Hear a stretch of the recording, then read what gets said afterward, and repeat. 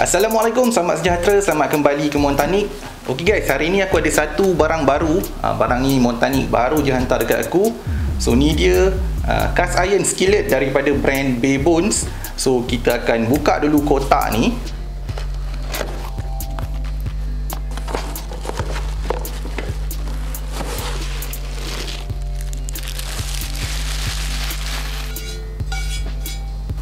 Okay guys, so ni dia cast iron skillet daripada Baybones. So yang ini adalah yang versi 10 inci. Dia ada 8 inci, dia ada 10 inci, dia ada 12 inci. So yang ni adalah yang versi 10 inci. Jadi diameter dia daripada sini ke sini adalah 10 inci lah, lebih kurang. So dengan berat dia adalah 2.35 kg. So memang berat. Bila kita cakap pasal cast iron ni, biasanya memang berat lah, tak ada yang ringan. Jadi biasanya cast iron ni dia sesuai untuk camping yang tak ada trekking yang jauh lah. Untuk car camping, untuk family camping yang santai, okey kalau kita gunakan cast iron ni. Jadi untuk video kali ni aku akan kongsikan cara untuk season a new cast iron macam ni, untuk video part 1 ni. Dan untuk video part 2 nanti aku akan kongsikan cara untuk bersihkan cast iron ni selepas digunakan. Selepas korang masak dengan menggunakan cast iron ni, sebelum korang simpan tu, macam mana cara-cara untuk membersihkan sebelum korang simpan dia.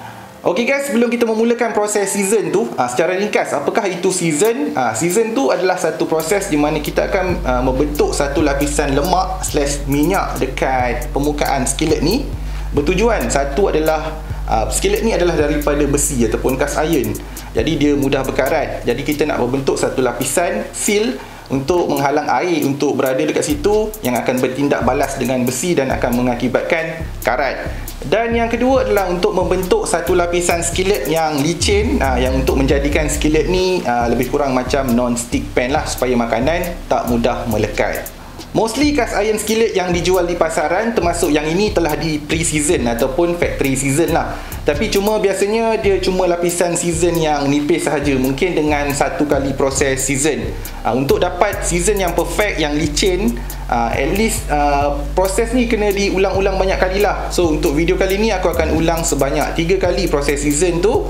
Jadi tanpa buang masa, jom kita start proses season untuk cast iron skillet yang baru daripada Baybones ni.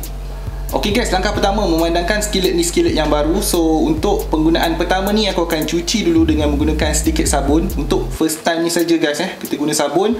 Untuk next nanti jangan gunakan sabun, sebab cuci guna sabun tu akan menghilangkan lapisan season yang ada pada permukaan skillet ni. Ok, sekarang ni aku akan cuci. Kita akan gunakan sedikit sabun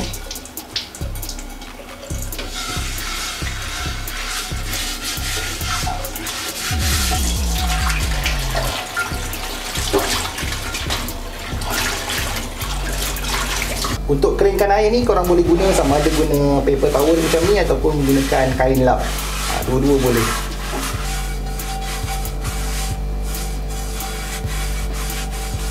Untuk memastikan tak ada air ataupun lembapan pada permukaan skillet ni, kita akan panaskan skillet ni dekat atas stove.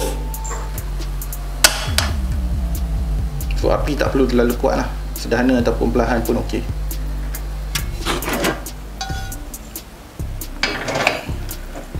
Untuk kita mulakan proses season tu, kita kena pastikan yang skillet ni dia dah panas So kita boleh rasa dulu. So untuk selamat kita pegang bahagian pemegang ni. Kalau dah rasa hangat tu, maksudnya cukup panas lah, kita boleh mulakan proses season. So sekarang ni belum lagi, sikit lagi.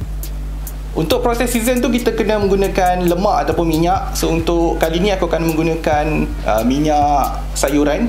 So yang ni adalah canola oil. Ok, dah panas. So aku akan masukkan sedikit minyak canola ni dekat permukaan skillet. Sekarang ni kita perlu ratakan minyak ni dekat seluruh permukaan skillet ni. Kita boleh guna paper towel tadi, ataupun kita boleh guna kain juga, kain lap. Dekat semua bahagian dekat semua corner-corner dia ni, dekat dia punya bucu-bucu, dekat tepi, semua bahagian sebenarnya. Termasuk dia punya handle dengan dia punya belakang juga. Nanti kita buat itu sekali.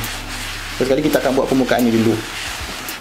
Sewaktu korang ratakan minyak tu, perhatikan juga kalau ada kawasan-kawasan yang nampak macam dia kering daripada tempat lain, korang boleh letak minyak lebih kat situ lah. So pastikan semua kawasan, semua kena minyak, semua sama rata lah ataupun sekata.